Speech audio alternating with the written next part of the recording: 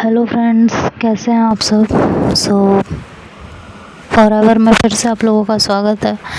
तो last part में आप लोगों ने सुना था कि दोनों में किस होता है, और अब जब भी दोनों मिलते थे तो 15-20 मिनट का दोनों का मेकआउट सेशन चलता था।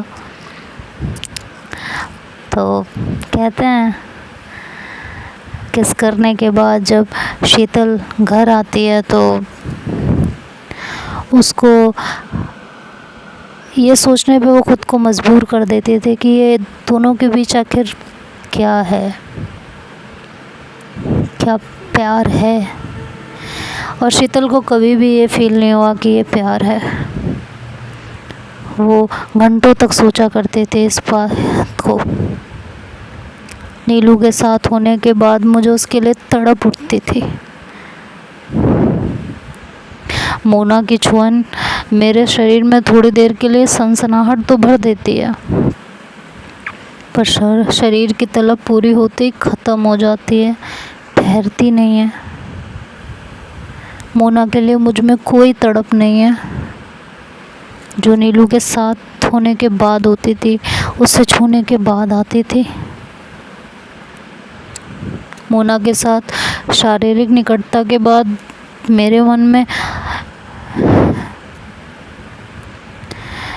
गिल्ट पैदा होता है, अनासक्ति उठती है कि 5-10 मिनट के मज़े के लिए ये सब किया।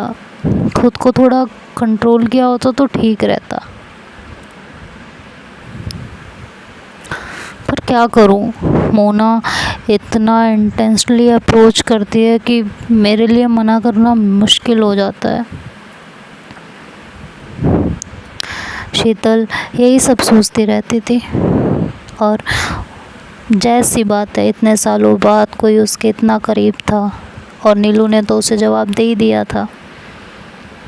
दूसरी चीज़ ये भी थी कि उत्सुकता।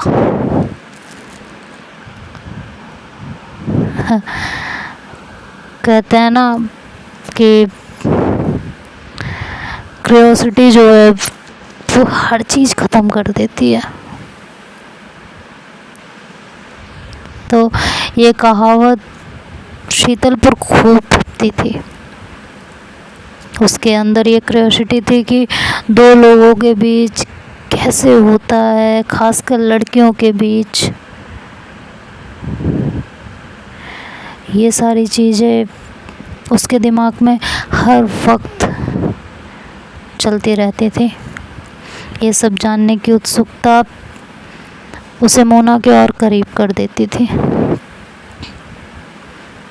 फ्रेंच किस पहली बार श्वेता के साथ हुई थी, पर उसमें निपुण बनाने वाली, पारंगत हासिल कराने वाली मोना ही थी। ये सब चीज़ें उसके दिमाग में चलती रहती हैं। बहुत कुछ होता है जो उसे मोना के और ज़्यादा करीब खींच लाता था। वो ना चाहते हुए भी उसकी छुअन से खुद को दूर नहीं रख पाती थी। ऐसे ही दिन बीतते रहे। एक दिन मोना और शीतल ऐसे ही अकेले में बैठे बैठे किस कर रहे थे, और सडन मोना के दिमाग में पता नहीं क्या आया। उसने पूछा कि कौन था वो तुम्हारी लाइफ में जिसे तुमने पहली बार किस किया था, बताओ ना। नीलू ने कहा कि नहीं, कोई नहीं था। सॉरी, शीतल ने कहा नहीं, कोई नहीं था। बिना कोई हुए तुमने पहले किस किया है, और तुम्हें किसके बारे में पता है। हाँ, कहती है कि यार तुम ज़्यादा सोच रही हो, मुझे इस बारे में कोई बात नहीं करनी है, छोड़ो। और ये कह के शीतल उठ के वहाँ से चली गई। मोना को ये बात काफ़ी बुरी लगी थी, लेकिन उसने कुछ कहा नहीं था। दिन बीते, बीच में मोना ने थोड़े दिन इस बात का जिक्र नहीं किया, और रहते ही रहते उसने फिर से नीलू के बारे में उससे पूछने की कोशिश की, लेकिन शीतल ने फिर कोई बहाना बना के उसको टाल दिया था। बीच बीच में वो बार बार उस इंसान के बारे में जानने की कोशिश करती रही जिसे शीतल ने पहली बार किस किया था, लेकिन शीतल कभी बताना ही नहीं चाहती थी। एक दिन दोनों आपस में किस कर रहे थे, तो किस करते करते मोना ने किस रोका और कहा, अच्छा बताओ भी यार, तुम्हारी लाइफ में वो कौन था जिससे तुमने पहली बार किस किया था। शीतल कहती है, यार तुम्हें क्यों इतनी दिलचस्पी है, अब तो नहीं है ना कोई, अगर था भी तो छोड़ो ना अब उस बात को, कोई नहीं था जब बोल रही हूँ बार बार। देखो शीतल, तुम मुझे बताना नहीं चाहती हो, और क्यों नहीं बताना चाहती हो मुझे समझ नहीं आ रहा है, या तो तुम्हें मुझ पर भरोसा नहीं है या कुछ और बात है।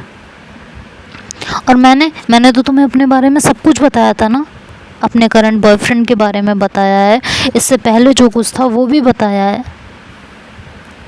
हाँ, फिर भी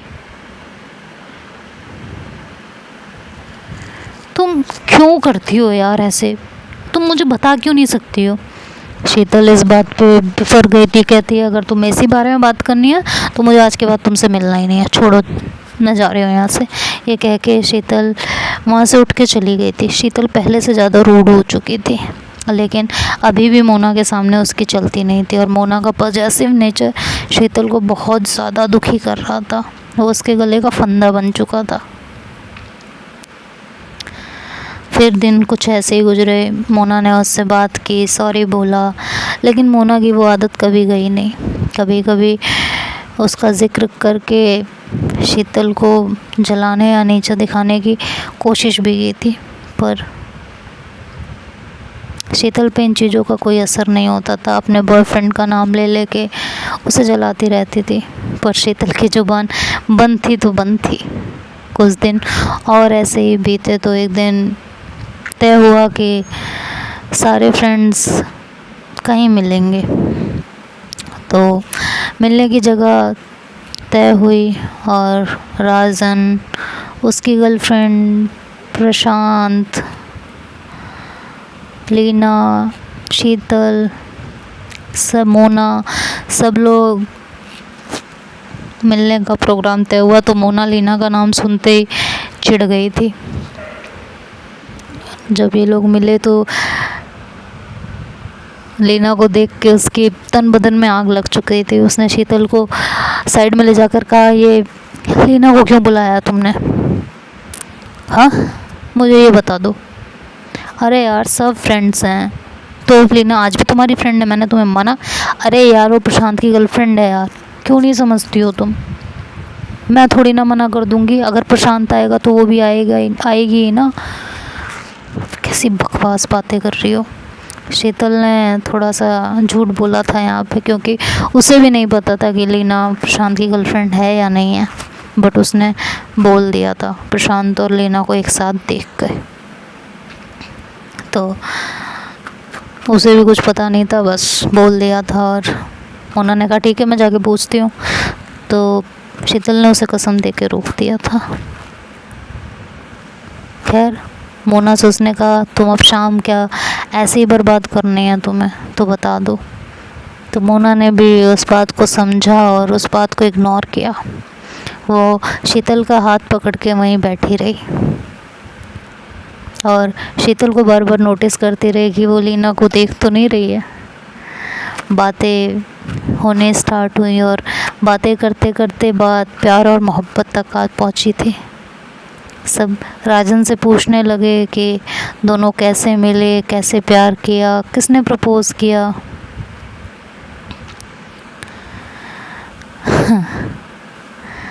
तो राजन ने सारी बातें बताई। फिर बारी आई प्रशांत की।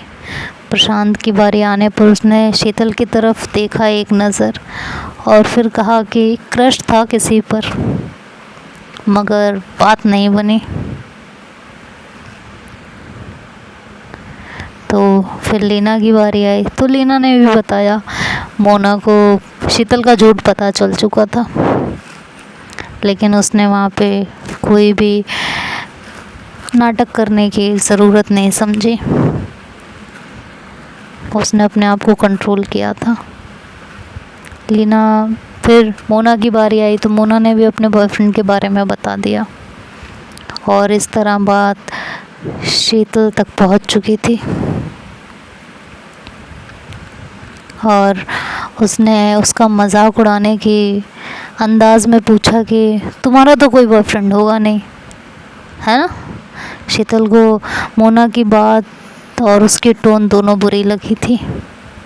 मोना उसे ह्यूमिलेट करना चाहती थी या इस बहाने उसकी पास्ट लाइफ के बारे में जानना चाहती थी, लेकिन शीतल ने किसी तरह बात को संभाला और कहा कि है कोई जो उसे पसंद है पर अभी बता नहीं सकती।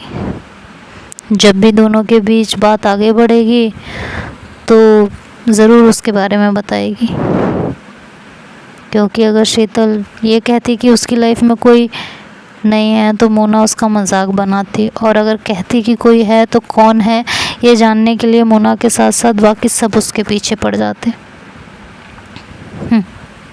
पर जिस बात को शीतल अवॉइड करने की कोशिश कर रही थी वो तो अवॉइड हुई ही नहीं थी। अगले दिन शीतल कहीं जा रही थी और रास्ते में प्रशांत ने उसका रास्ता रोक लिया था। उसने कहा कि सुनो। शीतल कहती है इस तरह बीच में आने का क्या मतलब है। कहता है मैं बस तुमसे कुछ पूछना चाहता हूँ। पूछो। जब मैंने तुम्हें प्रपोज़ किया था तो तुमने कहा था कि तुम्हारे घर वाले काफ़ी स्ट्रिक्ट हैं, तुम्हारी पढ़ाई और खेल कूद छुड़वा देंगे। अब क्या हुआ, अब तुम्हें कोई और पसंद है? हाँ, अब तुम्हारे घर वाले कुछ नहीं बोलेंगे क्योंकि तुम्हारी पढ़ाई और खेल कूद बंद हो गया इसलिए? अभी मेरी खेल कूद बंद नहीं हुआ है, मैं ट्राई कर रही हूँ, ये तुम्हें भी पता है। हाँ तो फिर अब कौन आ गया? क्या है उसमें जो मुझ में नहीं था? मुझसे ज़्यादा हैंडसम है, मुझसे ज़्यादा अच्छा है, क्या कमी है मुझ में जो मैंने तुम्हें प्रपोज़ किया और तुमने मुझे मना किया?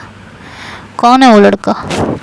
शीतल ने प्रशांत को समझाने की कोशिश की पर वो अड़ा रहा। उसे जानना था कि वो लड़का कौन है, तो शीतल ने उसे अपने काम से काम रखने को कहा और गुस्से में बोली कि तुम होते कौन हो मुझसे पूछने वाले?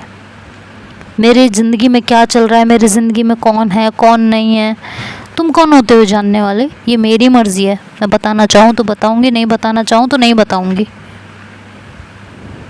बेहतर है कि तुम अपनी हद में रहो। किसी को पसंद करने का मतलब ये नहीं होता कि उसकी लाइफ में दिमाग खराब करके उसका छोड़ो यार।